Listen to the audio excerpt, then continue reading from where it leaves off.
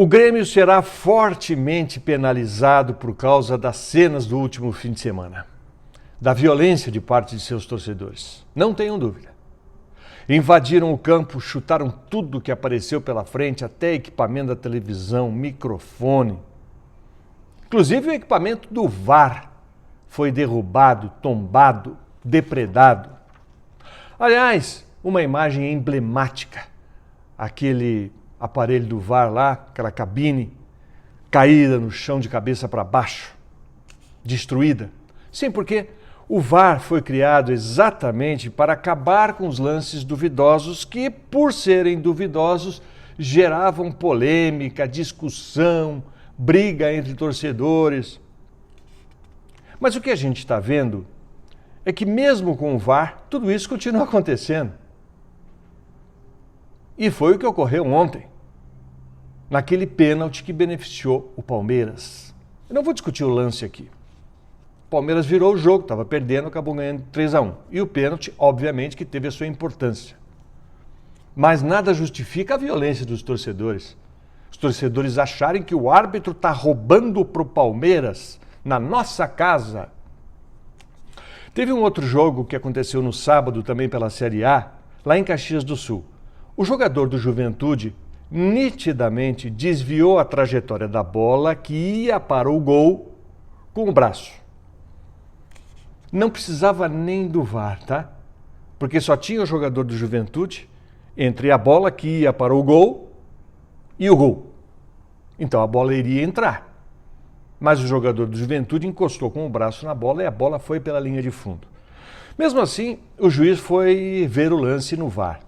E olha, ficou vários minutos lá. Eu não sei qual era a dúvida dele, porque a gente estava em casa assistindo pela televisão e não tinha a menor dúvida de que isso aconteceu e que ele tinha que marcar o pênalti.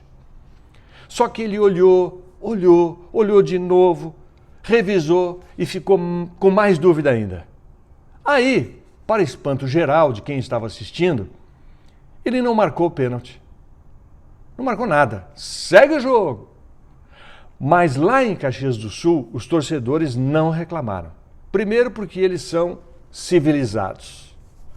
Mas também porque o lance beneficiou o time da casa. Era o Juventude que poderia ter um pênalti contra si. E o Bahia poderia marcar o gol. O jogo terminou 0-0. Então o que eu quero dizer com esses exemplos é que o VAR não é o problema. O VAR é a solução. Te dá o lance em vários ângulos, de forma detalhada, coloca a linha para medir. O grande problema é a interpretação dos lances mostrados pelo VAR para os árbitros, que são confusos e incoerentes. Obviamente que despreparados. E essa regra? Como é que é? Cada um interpreta do jeito que quer?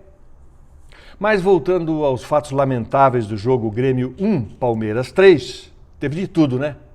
Teve até briga de soco entre torcedores de Grêmio e Palmeiras com uma parede de vidro no meio. Nunca vi disso. E teve também um gremista lá imitando um macaco. Em mais um ato racista. Não foi a primeira vez lá na Arena do Grêmio. Vocês devem lembrar, alguns anos atrás, uma torcedora do Grêmio fez a mesma coisa para ofender o goleiro do time adversário. Depois foi aquele auê, né? A jovem, com um futuro pela frente, errou. E foi parar em todos os jornais, em todos os programas de televisão, como racista. Aconteceu de novo, eles não aprendem. Ontem, só a diferença que foi com outro torcedor. Então, juntando tudo isso que eu falei aqui e fechando o pacote, eu não tenho a menor dúvida de que o Grêmio será fortemente penalizado nas próximas horas. Além de multa pesada, o Grêmio deverá perder o mando de campo em vários jogos. Exatamente no momento em que o Grêmio mais precisa da energia do seu torcedor. Porque o Grêmio está, como vocês sabem, à beira do rebaixamento para a segunda divisão. Pode haver rebaixamento maior do que a violência praticada por seres humanos dentro de um estádio de futebol? Um lugar que deve ser visto como alegria, como coisa saudável, esporte, energia positiva. Ficaram mais de um ano sem poder ir ao estádio por causa da pandemia e voltaram com o dobro da selvageria. Deve ser selvageria reprimida, só pode.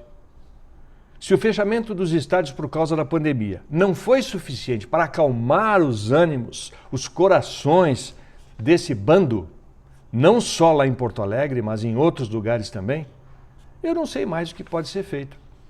O básico do básico é identificar os vândalos, prendê-los, multá-los, processá-los e proibi-los de ir aos jogos. Ah, você vai dizer assim, mas é muito difícil, pela imagem não dá para saber, não dá para ver o SIC RG do cara que está lá. Dá sim. O que não dava era no passado, nos anos 70, a televisão tinha uma câmera só, era difícil de você parar a imagem, preto e branco. Mas hoje, meus amigos, hoje as câmeras dão o detalhe do detalhe. É só querer, é só ter boa vontade para identificar esses caras que invadiram o gramado ontem ao final do jogo. As imagens são claras e não há justificativa para o Grêmio, que é o dono da arena, não se mexer, não apontar os responsáveis e participar dessas investigações. Ou vai ter que chamar o VAR para isso também? Só faltava essa, né? Depois do jejum nas arquibancadas por causa da pandemia, a gente chegar à conclusão de que o melhor é fazer o seguinte: mantenha os estádios fechados, vazios, porque pelo menos não acontece nenhuma briga na arquibancada. Depois desse fiasco, o Grêmio já está com cara, jeito e cheiro de rebaixamento. Mas tem o Grenal aí, né? Falando em termos de futebol, o Grenal pode ressuscitar qualquer um, ainda mais em se tratando do imortal. Mas eu acho que, diante das condições em que tanto o Inter quanto o Grêmio estão chegando a esse Grenal dos esfarrapados, seria bem importante que reforçasse a segurança para que não aconteça nenhum tipo de violência. De resto, é apelar para o bom senso, para a maioria dos torcedores que vai ao estádio apenas para se divertir. Alguém ganha, alguém perde, alguém vai ficar muito alegre, outro vai ficar decepcionado, mas isso faz parte do esporte, faz parte da competição. Agora, partir para selvageria, quebrar tudo, não, isso não é esporte. O Grêmio será fortemente penalizado nos próximos dias e de forma merecida por causa de parte de seus torcedores. Inscreva-se no canal e ative as notificações que a gente volta na próxima crônica. Tchau!